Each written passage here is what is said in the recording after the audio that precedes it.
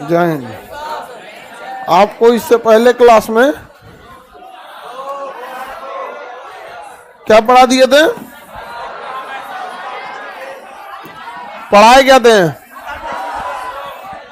Globe, Ashok. चलिए तब आज आगे बताते हैं अशोक से।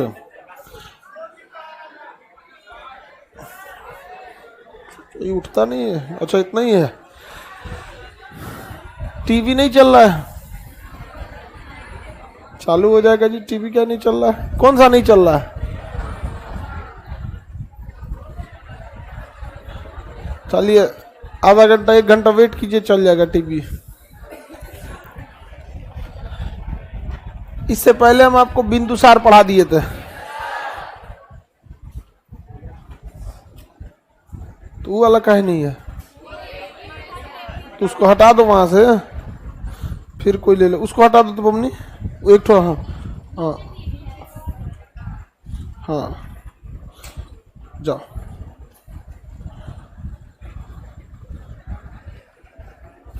बिंदुसार तक पढ़ा दिए थे। बिंबिसार नहीं ना, बिंदुसार। बिंदुसार तक। मगध पर शासन करने वाला पहला वंश कौन था? कौन सा वंश था? हर्यंक वंश। हर्यंक वंश के बाद हर्यंक वंश के बाद शिशुनाग वंश, नंद वंश, मौर्य वंश। मौर्य वंश के संस्थापक चंद्रगुप्त मौर्य। चंद्रगुप्त मौर्य। चंद्रगुप्त मौर्य। इसका बेटा बिंदुसार। अमित्रघात किसे कहा जाता है? भद्रसार भी कहा जाता है बिंदुसार को। शिवसेन भी किसे कहा जाता है?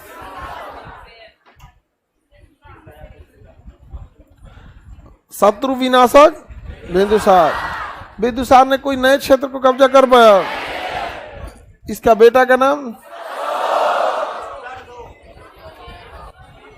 सुसीम कोनो काम लायक था? सुसीम कोनो काम लायक नहीं था। तो इसके इसलिए इसे कहा जाता है कि पिता का पुत्र, पुत्र का पिता, पिता का पुत्र। मतलब समझ आ गया? अगर इसका बाप नहीं रहता या बेटा नहीं रहता तो इसका कोई नाम नहीं होता। समझ में आ गया?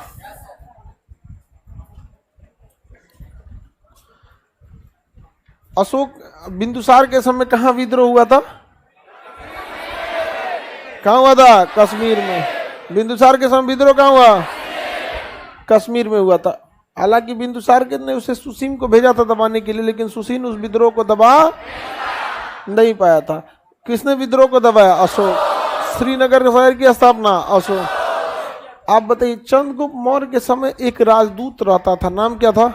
मेगास्थनी। इसके समय डायमेकस, क्या नाम था? डायमेकस को भेजा था एंड्रियोकस। डायमेकस को भेजा था एंड्रियोकस। अब मेगास्थनीज को भेजा था सेल्यूकस। मेगास्थनीज को क्या बोल रहा है? सेल्यूकस। अब बिंदुसार को सॉरी बिंदुसार के दरबार में डायमेक। अब अशोक के बारे में हम लोग देखते हैं। हालांकि सीरिया के राजा एंड्रियोकस से बिंदुसार ने क्या मांगा था? मीठी शराब, लेकिन दार्शनिक भेजा था। दार्शनिक को उसने नहीं दिया था। दार्शनिक नहीं दिया कि उसने कहा कि हमारे यहाँ पगली कहीं कैसे चलती है तुम? चप्पल घसीट के। घर में कुछ नहीं सिखाया साहब। पागल कहीं की। लेट आएगी उस पर चप्पल घसीट के चलेगी। उसके बाद कहेगी कि हमको लड़कों ने आगे बढ़ने नहीं देते हैं, हमको महिलाओं को रोका जाता है बढ़ने से। चलना तो पहले सीखो। चलो, पता नहीं कहाँ ये सबका दिमाग चल जाता है। घसीटते हुए जाएंगी चप्पल यहाँ से वहां तक। बंद कर दो गेट। अब उसको ढकेल दो ना, वहां से सट जाएगा। उधर से ढकेल दो। अरे नहीं बंद होता है क्या वो? तो छोड़ दो, नहीं होता है तो उखड़ जाएगा वो। अब देखना है किसके बारे में? अशोक के बारे में। अशोक देखिए जन्म से कोई मतलब नहीं, 403 ईसा पूर्व, 304, 403 बोल दिए क्या? अच्छा उल्टा बोल दिए 403 ईसा पूर्व। तो अशोक की, ओहो 304, हम 403 बोल दिए हैं। ओ माय गॉड, 400, 300 फिर 400, 304 ईसा पूर्व इसका क्या हुआ? जन्म हुआ था। जन्म हुआ, इसने अपना राज्याभिषेक 269 ईस्वी, 69 है कि 59 है? 69, 269 ईसा पूर्व में इसने क्या किया था? अपना राज्याभिषेक। राज्याभिषेक जब राजा अपने सिंहासन पे बैठता है ना, तो सिंहासन पे जब बैठ जाता है तो एक प्रोग्राम रखता है, उसी प्रोग्राम को राज्याभिषेक कहा जाता है। समझ में आ गया कि नहीं? आज के समय शपथ ग्रहण समारोह होता है, जैसे कोई मुख्यमंत्री या प्रधानमंत्री बन गया, अब वो डिसाइड करेगा कि शपथ किस दिन लेगा। समझ में आ गया? तो अपना प्रोग्राम के हिसाब से क्या ले लेता है? शपथ लेगा कि 10 दिन 15 दिन बाद अपना शपथ लेगा, पूरा इंतजाम करा के किसको किसको निमंत्रण देना है सबको निमंत्रण देगा और फिर जाके क्या लेगा? शपथ लेगा। बाहुबली में देखिएगा ना कि जैसे ही युद्ध खत्म होता है और जो शिवगामी देवी थी वो घोषणा कर देती है कि बाहुबली राजा बनेगा और भल्लाल देव सेनापति रहे। लेकिन जब घूमने फिरने जाता है वही चक्कर में देवसेना से मिल जाता है, और जैसे मिलता है देवसेना नाश देती है वो। ना देवसेना मिली होती, ना बाहुबली, ना इतना नाश हुआ होता। पूरा फिल्म में देखिएगा सारा तांडव का कारण कौन है? और उसका भी 22 हाथ का जवान। हाँ, AK-47 से तो तगड़ा वही था, ओकरा बिलार ऐसा बांध के रखा था भल्लाल देव। देखिए ना 20 साल ले बिलार ऐसा बांध के भल्लाल देव क्या किया था? रखा था।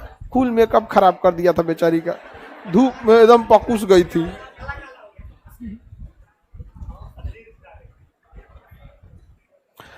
तो राज्याभिषेक बहुत बड़ा भव्य तरीके से राज्याभिषेक होता है, अलग अलग राजाओं रहते हैं और पूरा परेड वगैरह होगा, सेना का एक पूरा हिस्सा दिखाई देगा कहाँ सेना रहती है कैसे। तो वही राज्याभिषेक किया था कब? 269। ऐसा कहा जाता है कि अशोक राजा बनने से पहले अपने 99 भाइयों की क्या किया था? हत्या किया। इधर उधर इलीगल होगा सब। हाँ, यहाँ पे कहा गया था कि अगम कुआं के पास था, उसे मार दिया था। यहाँ पर अभी भी अगम कुआं है ना गाय घाट के पास। तो अशोक ने ऐसा, लेकिन इसका कोई कई जगहों पर इसका ऐतिहासिक प्रमाण नहीं मिलता है, लेकिन इसका धार्मिक ग्रंथों में क्या मिलता है? जैन और बौद्ध ग्रंथ, धार्मिक ग्रंथ देखिएगा ना तो उसमें इसको मिलता है, लेकिन ऐतिहासिक ग्रंथों में इसकी चर्चा बहुत कम ही देखी गई है, इसलिए इसमें 100% प्रमाणित नहीं है। लेकिन इतना तो था कि सुसीम को साइड किया था। सुसीम को क्या किया? साइड किया, कहा कि साइड हो, यहाँ पे विद्रोह शांत कर देंगे तुम्हारा। कुशीनगर जैसे वहाँ श्रीनगर बना है ना, हियो एगो श्रीनगर बना देंगे आप। और आज कश्मीर की राजधानी क्या है? श्रीनगर। बिंदुसार काहे रुक गया? सेंचुरी मार देता।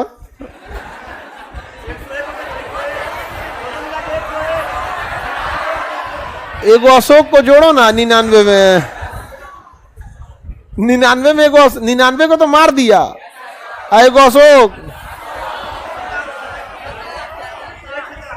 हो गया कि नहीं? नाम क्या क्या रखा होगा जी? एक ही माँ से थोड़ी थे सब 100 गो, एक ही माँ 100 गो ले क्या हो पाएगा जी?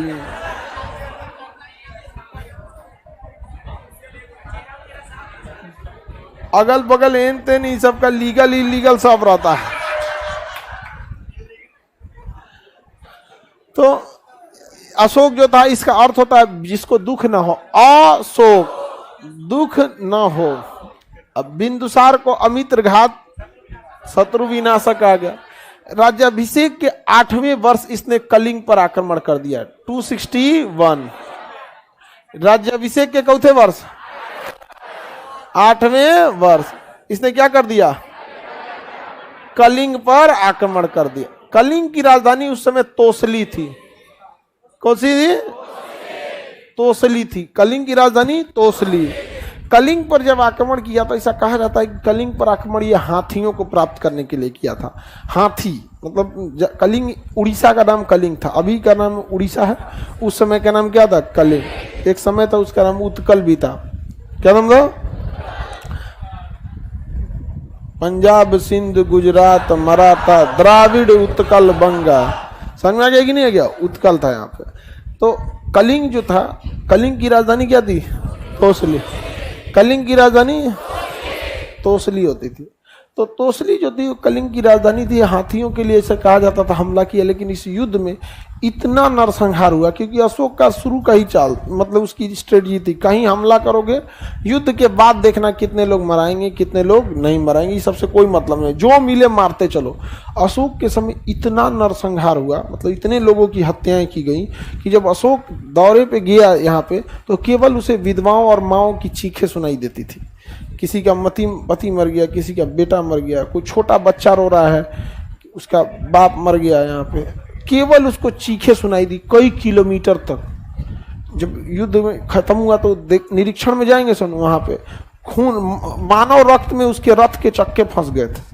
सोचिए कितना नरसंहार हुआ होगा वहां पे। छोटे बच्चे, अब उसकी सेना जो थी रास्ता क्लियर कराने में लगी थी, किसी का बाप मरा, उसका 2 साल का लड़का आ गया चिल्लाने पापा पापा, तले तीर मार दिया उसके सामने में धाए से, छोटका लड़का, 3 साल का लड़का, 4 साल का लड़का, अपने आंख के सामने अशोक देख रहा है कि जो छोटा मोटा बच गया वो सब तो सेना थी, उसको राजा के आगे काहे डिस्टर्ब करा। कैसे देखिएगा मुख्यमंत्री प्रधानमंत्री जाते हैं तो अभी सड़क खाली करो, सब सड़क खाली करो, वहां पर उसे बेचारा कोई रो रहा है, मार दिया उसी को, 3 साल का लड़का। उसकी माँ आई चिल्लाने की बेटों को मार दिया, माँ को भी मार दिया एकदम। अब रोके कि इसको यहाँ पे, इसने खुद ही आदेश दिया था। कुछ देर के लिए अशोक एकदम स्तब्ध रह गया यहाँ पे।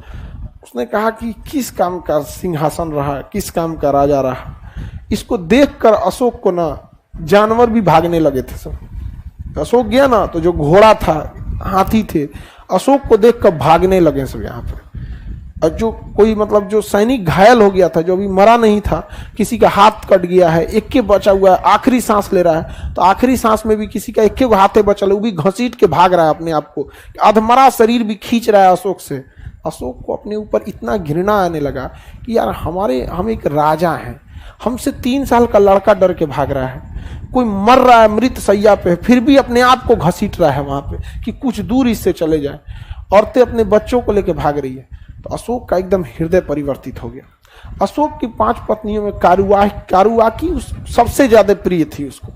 कारुआकी उसको समझाई कि ये किस काम का राजा जब आप किसी को कुछ दे नहीं सकते हैं, अब इस पूरे साम्राज्य को बर्बाद कर दिए, इससे क्या मिला आपको।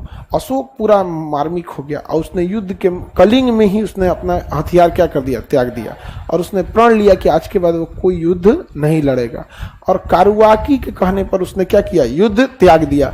उसका भतीजा का नाम था निग्रोथ। भतीजा का नाम क्या था, निग्रोथ। भतीजा ने उसे प्रेरणा दिया कि आप बौद्ध धर्म अपना लीजिए। कौन से धर्म अपना लीजिए, बौद्ध धर्म। हालांकि वो ब्राह्मण धर्म को मानता था, उसके पिता भले वो आजीवक संप्रदाय को मानते थे और उसके दादा जैन धर्म को मानते थे। यही श्रमबेलगोला में जाके इनकी क्या हुई थी, मृत्यु हुई थी। ये कौन सा को मानते, ये ब्राह्मण धर्म मानता था, लेकिन बाद में इसने क्या कर लिया, जैन।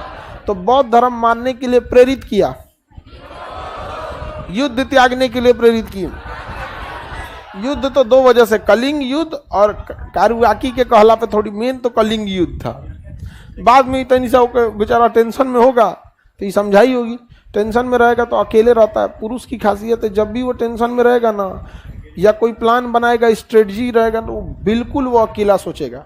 वहाँ किसी को जाना नहीं चाहिए। तुम लोग चाय लेके पहुंच जाती है, बहुत टेंशन में लग रहे हैं, सुना देगा 4 घूस के, कहेगी हमको बिना मतलब बोल दिए, हम बहुत खराब है ना। अब आदमी गुस्सा रहेगा, उसमें कोई आदमी गुस्सा में है और उसको जाके कहेगा हम बहुत खराब है ना, तो क्या कहेगा, नहीं अच्छा हो, कहेगा हाँ खराब हो। तो बेचारा आदमी टेंशन में अपना अकेले में है, वो मैं लेके चाय लेके पहुंच जाएगी सभी सब, तो डांट देगा, यहाँ पे ले आना जरूरी है। गुस्सा में आ गया, अब कहेगा हम बहुत गलत है ना, हम अच्छे नहीं है। हाँ समझ में आ गया। वो अब बीख में है, वो में बोलेगा कोई कि हम अच्छे नहीं है ना, तो कहेगा हाँ अच्छे नहीं हो, जाओ यहाँ पे। अब वो 2 दिन मुंह फुला के बैठ गए। ये बेचारा कोने प्लान में था, कोने टेंशन में था, एक नया टेंशन मिल गया रे। इसलिए अक्सर देखते होंगे पुरुषों की एक शिकायत रहती है, अरे यार दिमागे नोच जाते हैं। आप मेंटेलिटी समझिए, समझ में आ गया कि नहीं? जब कोई टेंशन में हो या प्लानिंग में हो तो उसको एकदम अकेले छोड़ दीजिए। उस समय वो ना किसी कोई गाना सुनना पसंद करेगा, ना कोई बात सुनना, एकदम आराम से शांति से एकदम अपना, उसकी आदत होती है, मेल की टेंडेंसी होती है, वो हर चीज खुद से करना चाहता है, खास करके एकदम टफ काम अपने से कर लेंगे तो टेंशन नहीं है। आप 2-3 घंटा में उसका टेंशन खत्म हो जाएगा, प्लानिंग पूरी हो जाएगी, अपने कहेगा चाय बनाओ। लेकिन पहले चाय नहीं ले जाना है, समझ में आ गया कि नहीं आएगा? कौन सी कुर्सी आके देखती है सर तुम लोग, जा तुम लोग ले जाना चाय, ले जाना, सुना देगा सब तो फिर शांति से कहोगी सुना दिया हमको, ऐसे अच्छा हमारा सुरेंद्र था। जा बकलोल करेंगे, ये हमको बहुत सुना था। तो अशोक भी एकदम टेंशन में था। अब 5 पत्नी में तो कोनो डरे नहीं जाती थी तो उसके पास, क्या अरे भैया अब कलिंग में काट के आया, कहीं हमरो घोंप घाप दिया मार दिया तो इधर हम छिटा जाएंगे आप। लेकिन कारुआकी को तो बहुत मानता था, तो टेंशन में था। तो 1-8 घंटे बाद कारुआकी गई, कही कि काहे टेंशन ले रहे हैं। जब गलती हो गई है तो उसे तो सुधारा नहीं जा सकता, लेकिन पश्चाताप तो किया जा सकता है। आप युद्ध त्याग दीजिए, इसीलिए तुमको ज्यादा मानते हैं।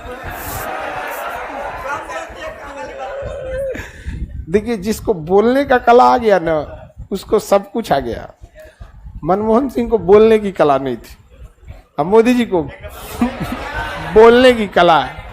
हाँ, बहुत जबरदस्त बोलते हैं, उनके अंदर बोलने की कला है बहुत ज्यादा। समझ में आई नहीं गया? अब 100 स्मार्ट सिटी आगे बढ़े, पटना भी था ना उसमें। हाँ, तो बोलने की कला होनी चाहिए, तब सीखो कुछ भी। लड़की लोग भी आप सीखिए, बोलने की क्या होनी चाहिए? कला होनी चाहिए। ए रोबोट बकलोलिया लेट कैसे की? हाँ,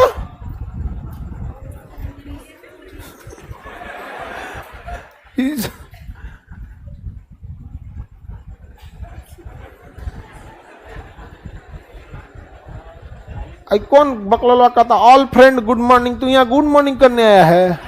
अब कौन मत तुम बहुत बड़का इंपॉर्टेंस रखता है कि पूरा चैट ऑन आके गुड मॉर्निंग करता है, उसको डिलीट मार दो।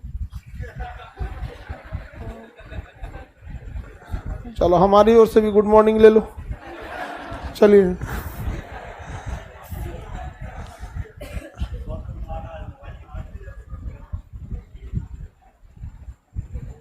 आगे बढ़िए। तो कारुआकी को बोलने आता था कि नहीं? आप लड़की लोग समझ रही हैं, बोलने की क्या होनी चाहिए? कला। और बोलने का टाइमिंग होना चाहिए। हाँ, एक टाइमिंग भी मायने रखता है कि किस समय क्या बोलना चाहिए, क्या नहीं बोलना चाहिए। अब किसी के यहाँ कोई मर गया, सहनाई बजाइए जाके, मरवे करेगा वहां। तो टाइमिंग देखकर आदमी अगर टेंशन में है तो उसको चाय पूछना चाहिए, हाँ, उसको अकेले छोड़ देना चाहिए। अब बुखार वखार तबीयत खराब है तो उसको कोई बतियाना नहीं चाहिए, दवाई देके छोड़ देना चाहिए उसको। तुम लोग का ब्याह शादी हो गया, अब बीमार पड़ गए तो दवाई देके मत छोड़ना, दवाई देना चाहे मत देना, पूछते रहना। इतना काम करते रहते, बीमार पड़ ही जाओगी। बताओ, हमको बोलना चाहिए, हम हेल्प कर देते हैं,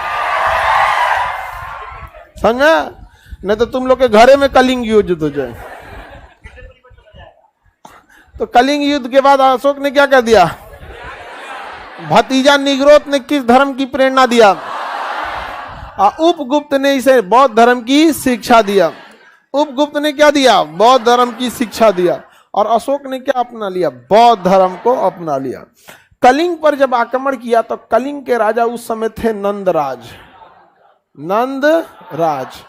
कलिंग के युद्ध की जानकारी अब अशोक जो था, अशोक के 13वें शिलालेख से मिलता है। 14 शिलालेख मेमस है, तो उस 14 शिलालेख पढ़ेंगे, अभी आगे समझते हैं। कलिंग की जानकारी जो, कलिंग की उस समय राजा कौन थे? नंदरा।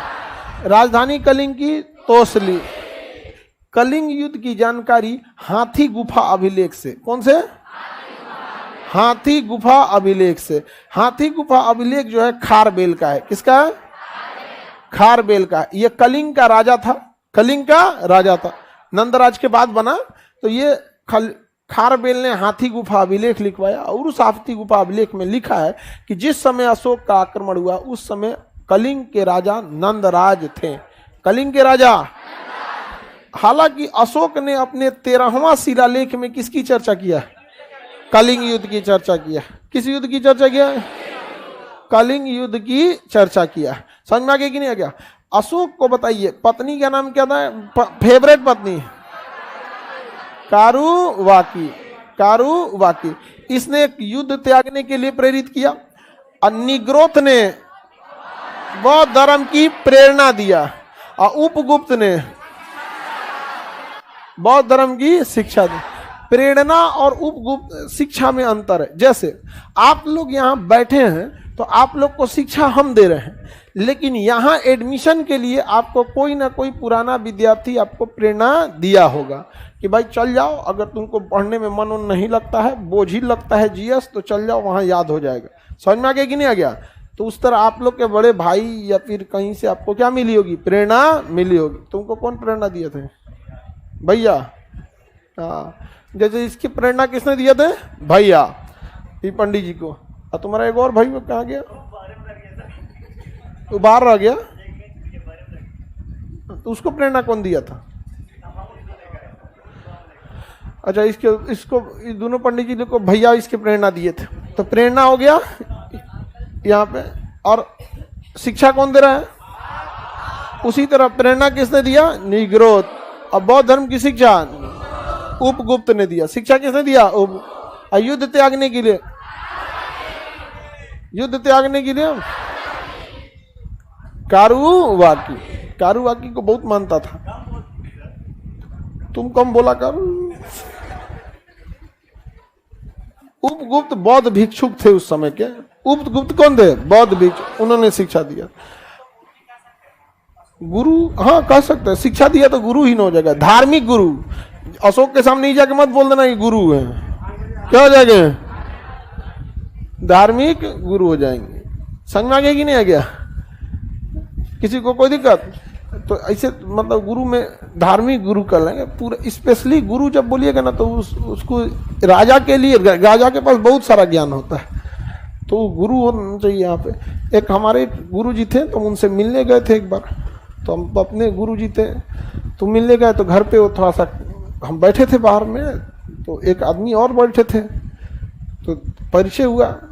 तो कह रहे कि हम इनके टीचर हुए। हम कह रहे हमरे टीचर का टीचर? हम कहें कि भाई तो सुपर टीचर, लेकिन लक्षण से नहीं लगता था कि टीचर है। हाँ, लेकिन हमको अलग सा लगा यार, हमारे टीचर, हमारे गुरु। अब हमारे टीचर तो बूढ़े हो गए, और वो बूढ़े उतना बूढ़े नहीं थे, हमारे टीचर से भी छोटे थे। हमको थोड़ा सा डाउट लगा, तो खैर ठीक हुआ। बाद में बातें चित करते हुए हम कहे कि सर, बाहर जो आदमी बैठे तू कहते हो आपके टीचर हैं, कह रहे कि टीचर हैं? क्या पढ़ाएं आपको? तो कह रहे पढ़ाए, अरे कौन सी पढ़ाएं, हम सुबह टहलने जाते हैं तो वही थोड़ा गाइड उइड करते रहता है कि कैसे टहलना चाहिए, कैसे कौन सा एक्सरसाइज करना चाहिए वो। हम कह रहे यार, तो पूरा बोलना एक्सरसाइज टीचर है यहाँ पे, और हमारे टीचर का टीचर बोलता। हमको लगा कि भाई हमारे टीचर लोग इतना मन से पढ़ाएं, तो ये कैसा मन से पढ़ाए होंगे? तो जब शिक्षक बोलिए तो ये देखिए कि कौन टाइप का शिक्षक है। अब उपगुप्त को कह दीजिएगा अशोक का शिक्षक है तो भड़क जाएगा ये, युद्ध हमको तुम ही सिखाया है, बोल तो रहा बताते हैं हम यहाँ पे। उसके धार्मिक शिक्षक कौन थे? धार्मिक शिक्षक है। तो ये हो गया, अशोक ने कौन सी शिक्षा दिया? सॉरी, उपगुप्त ने धार्मिक शिक्षा। अब धार्मिक शिक्षा के बाद उसने समझाया कि देखिए आप इतने महान व्यक्ति हैं, आपसे लोग प्रभावित होंगे, आप एक काम कीजिए, धम्म यात्रा चालू कीजिए। आप भैरी घोष को छोड़कर धम्म घोष अपना लीजिए, यानी सांसारिक दुनिया, हिंसा, इस सब को छोड़ के धार्मिक जीवन को अपना लीजिए। यानी भैरी घोष के स्थान पर धम्म घोष, टेक्निकल शब्द प्रयोग किया गया, भैरी घोष के स्थान पर धम्म घोष को अपना लीजिए। अशोक को जब समझाया गया कि आप क्या करिए, यात्रा चालू कीजिए, अलग अलग शहर में जाइए। तो अशोक अलग अलग शहर में जाते थे और वहाँ बहुत बड़ा दरबार लगता था, बौद्ध धर्म को शिक्षा देते थे। अशोक बौद्ध धर्म को कभी भी सरकारी धर्म घोषित नहीं किया, हालांकि बौद्ध धर्म को इसने संरक्षण जरूर दिया। बौद्ध धर्म को क्या दिया? संरक्षण, लेकिन सरकारी धर्म घोषित नहीं किया। जैसे सरकारी धर्म में घोषित कर देता तो एक बार बोलता सारे लोग बौद्ध धर्म अपना ले। भारत का मजाल कोई बौद्ध धर्म नहीं अपनाता।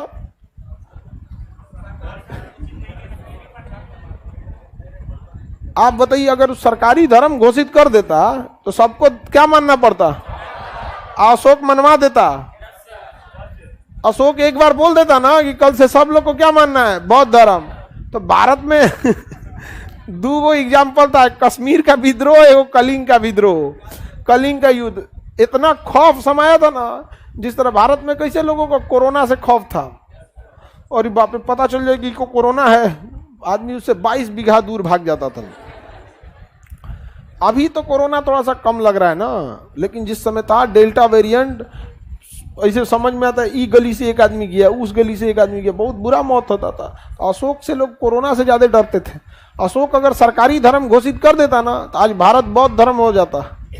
बहुत बड़ा बौद्ध धर्म की जो संख्या इतनी कम है, वो इतनी कम नहीं रहती, बहुत मतलब आज से तो बहुत ज्यादा रहती है यहाँ पर। लेकिन उसने बौद्ध धर्म का संरक्षण किया। जैसे कोई बौद्ध भिक्षुक आता था तो राजमहल में रहने देता था। कोई बौद्ध भिक्षुक आके कह दिया कि ये पुस्तक छपवा दीजिए सरकारी खर्च पे, तो खर्च करा देता था। बौद्ध धर्म की शिक्षा के लिए कोई विद्यालय खोल दीजिए तो खोल देता था।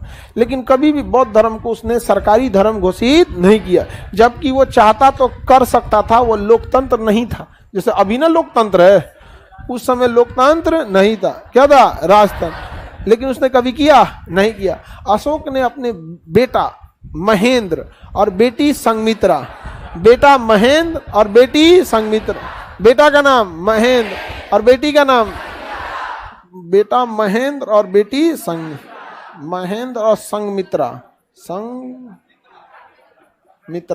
इसे श्रीलंका भेजा। क्या भेजा? श्रीलंका भेजा, बौद्ध धर्म के प्रचार के। श्रीलंका में सिंगली धर्म था। कौन था? सिंगली। तो वहां श्रीलंका के सिंघली राजा ने बौद्ध धर्म को स्वीकार कर लिया। अशोक उसने कहा कि हम आपकी अधीनता स्वीकार करते हैं। डर गया श्रीलंका वाला कहा कि बेटा बेटी को भेजा है, कहीं मार के निपटा दिया हमको। कहा महाराज हम आपकी अधीनता स्वीकार करते हैं। अशोक ने कहा कि आप डरिए नहीं, आप बौद्ध धर्म को स्वीकार कीजिए और बौद्ध धर्म को आगे बढ़ाइए। हम युद्ध करने नहीं आए। तो सांस में सांस आया होके ओकर पत्नी रोना चालू कर दी थी। अरे बाप हो गई लो, हाँ बेचारे, बहुत दिक्कत होता है ना। पहले जमाने में महिलाओं, विधवाओं को बड़ा अलग तरह से ट्रीट करते थे लोग, मतलब उसको अपशगुन माना जाता था। गांव के बाहर बैठा देता था विधवा लोग को। हाँ? तो सिंगली ने क्या आपका धर्म अपना लिया? अब बौद्ध धर्म की तो प्रचार करने गया थे लोग ना, महेंद्र और संघमित्रा। और जो वहां का राजा था, श्रीलंका का राजा, वो डर गया किससे? यार ये तो बेटा बेटी आया है सब यहाँ पे, ये जो कह रहा है सब मान लो, जो कह रहा है मान लो, नहीं तो अगर ये एक बार मैसेज किया पापा आइए दिक्कत हो रहा है कहीं जो अशोक आ गया सबको शोक में डाल देगा। वो सबको क्या डाल देगा? शोक। तो बेटा बेटी कहे कि बौद्ध धर्म का प्रचार कीजिए तो काम एकदम कर देते हैं, सारे लोग कल से बौद्ध धर्म अपनाएंगे। उसने सरकारी धर्म घोषित कर दिया उसने कौन धर्म घोषित? सरकारी धर्म। आज भी श्रीलंका में सबसे ज्यादा कौन है? बौद्ध, सबसे ज्यादा बौद्ध। ये था अशोक। भारत में भी ना शायद हम और आप में से बहुत सारे लोग बौद्ध रहते। नहीं समझ में आया? तो बुद्धम शरणम गच्छामि, धम्मम शरणम गच्छामि, संघम शरणम गच्छामि। तो अच्छा है, बौद्ध धर्म में किसी को वो शब्द नहीं है। यहाँ पे सारे धर्मों से पहचान बना के रखिएगा। हमको हर भगवान से जमता है। कभी हम मुसीबत में पड़ते हैं ना तो सब लोग के पास फाइल एक भेज देते हैं कि देखिए लोग जी हमारा दिक्कत है, सब भगवान लोग से मेरा जमता है। कहता है खान सर ठीक आदमी, हर धर्म के लोग, सब लोग से मेरा जमता है, किसी से कोई दुश्मनी नहीं है।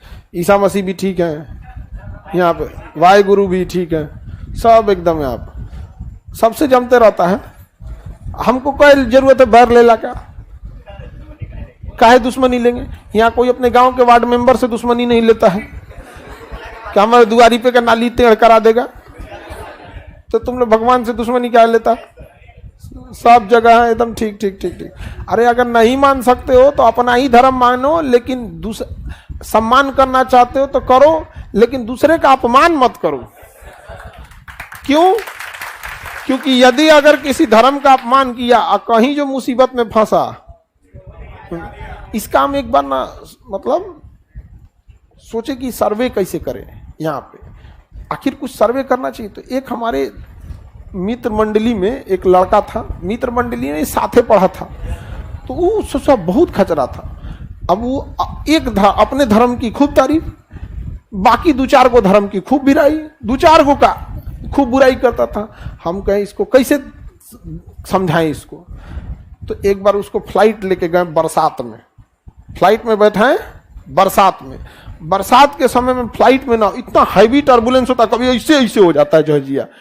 अब गाड़ी में रहेंगे तो दिक्कत नहीं ना, समझ में आता कि भाई चक्का का सब जमीने पे खूब से खूब खेत में उतरेगा, पलटियो गया तो हाथ पैर टूटेगा, बहुत ज्यादा उसमें। और ये बाप हो बाप भयंकर एकदम यहाँ पर। और उसको टर्बुलेंस जब हुआ ना, तो हम कहे एक बात बता भाई, तुम बड़ी धर्म की तारीफ, बाकी को जो गरियाते हो अभी गरियाओगे। अरे यार तू ये मैं गरियाने की बात करता है, भगवान को हो, भगवान बचा लो हमरा को हो, भगवान सब भगवान ठीक। हम क्या हाँ टिपतिया जमीनवा पे कहीं नहीं याद आता है। तनी सा मेरा पैसा लगा, लेकिन हम उसका दिव्य चक्षु खोले कि देखो दुश्मनी मत लो। यहाँ क्या हुआ था तनी बोलो ना यार, यहाँ ना बोलेंगे, कहीं नहीं का डिपार्टमेंट होगा तो दिक्कतें हो जाएगा।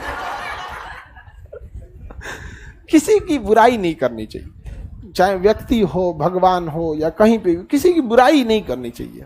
आप जिस धर्म को मानते हो, आपका धर्म मानो, अच्छे से मानो और सम्मान करो, बट दूसरे को आप गलत कहने का अधिकार आपको किसी ने नहीं दिया। यहाँ पर चाहे जो भी धर्म मानिए आप लोग। यहाँ पर आप देखिए बौद्ध लोग कितने कम हैं, जैन लोग कितने कम हैं, है कि नहीं आप? लेकिन आप कभी बहुत देखे होंगे शांति से अपना जीवन बिताते हैं। पारसी छोटे से लोग, यहाँ बहुत छोटी सी कम्युनिटी है।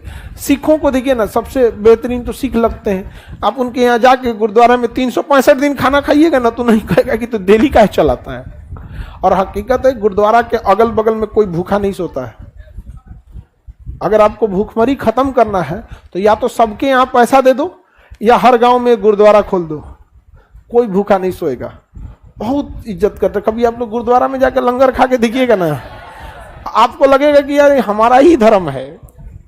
कभी फील नहीं होगा कि क्या है दूसरे का धर्म है। बहुत इज्जत से खाना पीना खिलाते। तो अशोक ने तो श्रीलंका में प्रचार के लिए भेजा था, और उसने क्या किया? सरकारी धर्म घोषित कर दिया। सरकारी धर्म घोषित। आज भी श्रीलंका कौन सा देश है? बौद्ध। श्रीलंका में बौद्ध है। अशोक ने धम्म यात्रा यानी धार्मिक यात्रा चालू किया।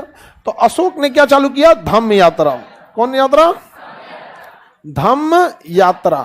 राज्याभिषेक के चौथे वर्ष से, जैसे जिस वर्ष कलिंग युद्ध चालू किया था ना, उसी साल से क्या चालू कर दिया? धम्म यात्रा। जगह जगह जाता था। धम्म को संस्कृत पाली भाषा है, हालांकि इसी का संस्कृत में होता है धर्म। धर्म का मतलब होता है न्याय। धर्म का मतलब क्या होता है? न्याय। जैसे आप कहते हैं ना, जैसे आपके पापा कहेंगे कि काम कर दो और मम्मी कहेंगे कि नहीं करना है, तो आप लोग किस में हो जाएंगे? धर्म संकट में। क्या आपका धर्म संकट में फंस गया? अरे आपका धर्म तो अपने जगह पे है। आपका न्याय संकट में फंस गया कि पिताजी की बात मांगे कि माताजी की बात माने। ये धर्म संकट होता है। ब्याह के बाद तुम लोग को हमेशा धर्म संकट मिलेगा। मम्मी कहेंगी कुछ और पत्नी कहेगी कुछ। समझ में आ गया कि नहीं आ गया? तो क्या हो जाएगा? धर्म संकट। तो इस सब धर्म संकट से बचने के लिए सरेंडर मार जाइएगा। क्या हो रहा है हमको सुनाइए नहीं दे रहा है। जब भी देखिएगा माहौल बनेगा ना, एक दिन पहले से माहौल बनने लगता है। कोनो तरीका नहीं है हमरा। देखिएगा अरे बाप रे बाप, आज एक कल में धर्म संकट आने वाला है। अपने पड़ जाइएगा, बाप रे बाप काज ने का हो गया है, कान में इतना कान में दर्द है, अरे बाप हो बाप कान फट जाएगा, ये फट जाएगा। देखिए अभी माहौल शांत नहीं है। अरे बाप रे कान फट गया हो बाप। जब देखिएगा अपने कान में उजरा गया से कान ठीक हो गया, फिर देखिए अरे बाप कान फट जाएगा हो। नहीं समझ में आया? डेली डेली अलग अलग चीज दुखाएगा, कहीं दांत, कहीं कान, कहीं आंख, डेली तोरा काने दुखाएगा ये। हाँ, आगे बढ़ जाओ। लड़की जब गुस्सिया रही है सब, नहीं गुस्सिया लो।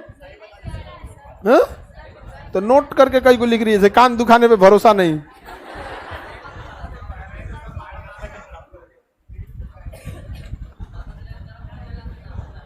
हाँ? गरम तेल कान में डाल दिए, ले तरीका। हाँ जी, कान में रिस्क है, कहीं कहीं अरु का गरम तेल ले आके कान में डाल देते हैं। बेचारा डर गया, ये शादीशुदा लगता है हमको। वही इतना प्रैक्टिकली सोच सकता है। सही कह रहा है, बहुत रिस्क है जी। आगे बढ़ जाते हैं। तो धम्म यात्रा चालू किया, न्याय सिखाया सबको, सबको अहिंसा सिखाया यहाँ पर। अब बताइए, हर साल जाता था धम्म यात्रा पर, लेकिन कुछ कुछ जगह फेमस जाएगा तो नाम हो जाएगा। जैसे बोध गया पहुंचा तो नाम हो गया कि बोध गया पहुंचा। लुम्बिनी पहुंचा और नाम हो गया, क्योंकि लुम्बिनी महात्मा बुद्ध के क्या था, जन्म, और बोध गया ज्ञान प्राप्ति। तो राज्याभिषेक के 10वें वर्ष, कौथे वर्ष, ये कहां पहुंचा, बोध गया, बोध गया। और राज्याभिषेक के 20वें वर्ष लुम्बिनी पहुंचा। कहां पहुंचा, लुम्बिनी, लुम्बिनी पहुंचा। याद रहेगा ना। देखिए, राज्याभिषेक के 8वें वर्ष कलिंग, ये 3 को हमेशा पूछेगा। इसका देखिए ये डेटवा याद रखिएगा, पूछता है। कलिंग युद्ध कब हुआ, 269। कलिंग युद्ध 269 राज्याभिषेक हुआ था, 269 राज्याभिषेक। राज्याभिषेक के चौथे वर्ष कलिंग 8वें, बोध गया चौथे वर्ष 10वें वर्ष, और लुम्बिनी चौथे वर्ष। कलिंग युद्ध हुआ कब, 261। राज्याभिषेक के चौथे वर्ष। धम्म यात्रा चौथे वर्ष से प्रारंभ हुआ, 8वें वर्ष। धम्म यात्रा 8वें वर्ष से प्रारंभ हो गया। याद रहेगा ना। अशोक ने कई सारे बढ़िया बढ़िया भी क्या किया था, काम किया था। अशोक धम्म यात्रा किया, और जहां जाता था ना, वहां कुछ ना कुछ शिलालेख या स्तंभ लेख लिखवा देता था। जहां जाएगा वहां कुछ संदेश लिखवाएगा, जानकारी के लिए कि लोगों को ये काम करना चाहिए। समझ में आ गया कि नहीं। अब देखिएगा, कहीं कहीं सार्वजनिक जगहों पे कोई कोई अच्छी जानकारी लिखी रहती है, कहीं कहीं कोई देखिएगा ना, जानकारी लिखा रहता है यहाँ पे, कुछ स्लोगन वगैरह लिख देता है। ट्रक वरक के पीछे एगो तो फेमस है, बुरी नजर वाले तेरा मुंह काला।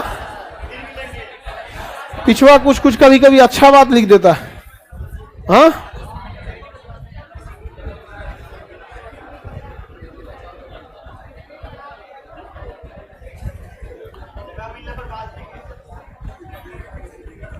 आगे बढ़े।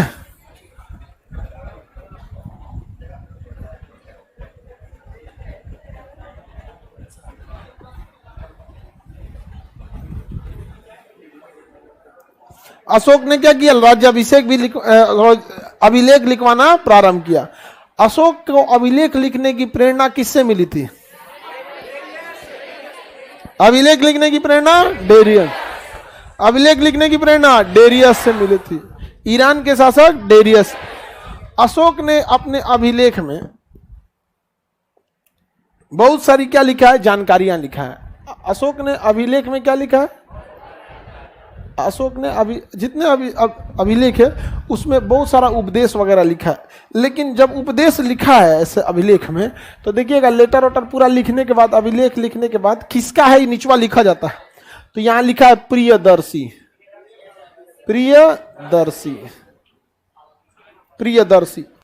अब अशोक के मरने के 2000 साल बाद खोज हुआ इसका। आप ना, आपको पढ़ा लिखा हुआ रेडीमेड मिल गया है, तो आप उसको पढ़ रहे हैं। कोई पीएचडी कर रहा होगा, उस पीएचडी वाले का थेसिस आप पढ़ रहे होंगे। जैसे सबको अलग अलग मिलता है। पीएचडी करिएगा अशोक के, तो लौरिया नंदनगढ़ में क्या क्या अशोक का मिला है, वहाँ पे आप जाके करते रहिए आप, तो आपको बना बनाया मिल गया, तब समझ में आ रहा है। लेकिन जब इसको पहली बार अभिलेख पढ़ा गया था तो बौद्ध धर्म की जानकारी थी। और कोई व्यक्ति उपदेश देता है, मैं उपदेश देता हूं, नीचे लिखा था प्रियदर्शी, तो लोगों को समझ में नहीं है यार ये प्रियदर्शी, इतना उपदेश कौन बांट रहा है, ये समझना कि नहीं। प्रियदर्शी कहीं लिखा रहेगा देव नाम प्रियदर्शी, तो मतलब प्रियदर्शी ही लिखा रहता था। लेकिन मध्य प्रदेश के गुर्जरा और कर्नाटक के मास्की, गुर्जरा और मास्की, इसमें ना क्या लिखा है अशोक, क्या लिखा है अशोक। गुर्जरा और मास्की में क्या लिखा है अशोक। तो जो वहां पे मध्य प्रदेश की गुर्जरा में जो अभिलेख लिखा है उसमें संदेश लिखा है ये काम करना चाहिए, ये करना चाहिए, मैं कहता हूं मैं अशोक, क्या लिखा है मैं अशोक। और कर्नाटक में भी जो उपदेश लिखा है उसमें भी लिखा है मैं अशोक। तो जो भाषाएं हैं, जो पत्थर का प्रयोग किया गया है, जो लिखावट का प्रयोग किया गया, वो मैच कर गया कि जहां जहां प्रियदर्शी का था और वो अशोक का था, हैंडराइटिंग से लेके पत्थरों का प्रयोग, शिलालेख, भाषा, मनोभावना सब मैच कर गया। तो लोग समझ गए कि ये प्रियदर्शी ही क्या है अशोक। लेकिन इतिहासकारों में विवाद हो गया कि हम ये कैसे मान ले कि ये वही अशोक है जो मगध का राजा है। अशोक तो कोई भी हो सकता है, कोई व्यक्ति भी लिखवा सकता है।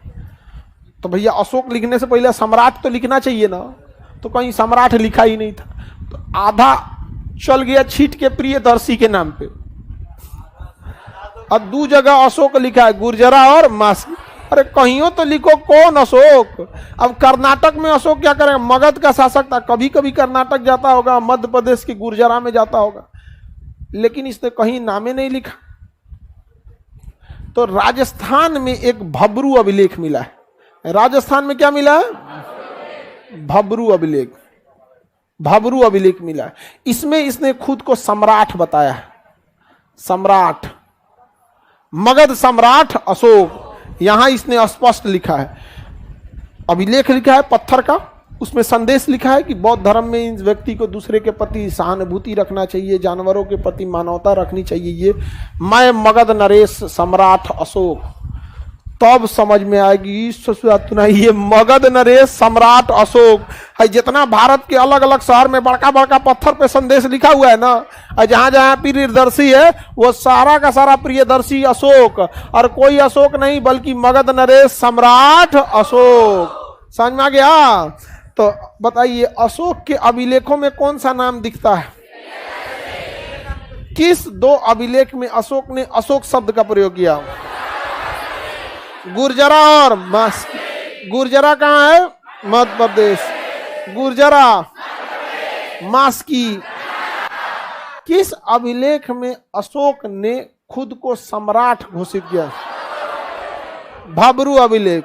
कौन अभिलेख, भब्रू अभिलेख कहाँ है, भब्रू अभिलेख राजस्थान में। कहाँ पे, इसमें त्रिपिटक की भी चर्चा है। किसकी चर्चा है, त्रिपिटक की, बौद्ध धर्म की त्रिपिटक है ना, बौद्ध धर्म में विनय पिटक, सूत पिटक, अभिधम। तो त्रिपिटक की चर्चा किस अभिलेख में, खुद को सम्राट बोला है, सम्राट बोला है, भब्रू अभिलेख। Any problem. अब अशोक के 14 शिलालेख क्या थे, छोटे अभिलेख कौन से थे, ग्रीक भाषा में थे कौन, अरमाइड लिपि में था, खरोष्टी में कौन सा था, ब्राह्मी लिपि में कौन सा था। अब ये खत्म करके अशोक को निपटा देंगे। लेकिन अशोक की जो जानकारी है वो हम आपको मेन जानकारी दे दी है। अब बच गया तो केवल ये बच गया कि अशोक के अभिलेख और शिलालेखों की जानकारी। लौरिया नंदनगढ़, लौरिया अरेराज और 14 शिलालेख, ग्रीक से क्या मिला, अफगानिस्तान से क्या मिला, पाकिस्तान से। यानी ओवरऑल बच गया आपका क्या चीज, शिलालेख। कि सबसे पहले शिलालेख खोजा कौन, पढ़ा कौन, ये सब चीजें। अरे हाँ जी, पढ़ाएंगे कल मंडे को। हाँ, अब आगे का क्लास मंडे को। आज के लिए इतना ही।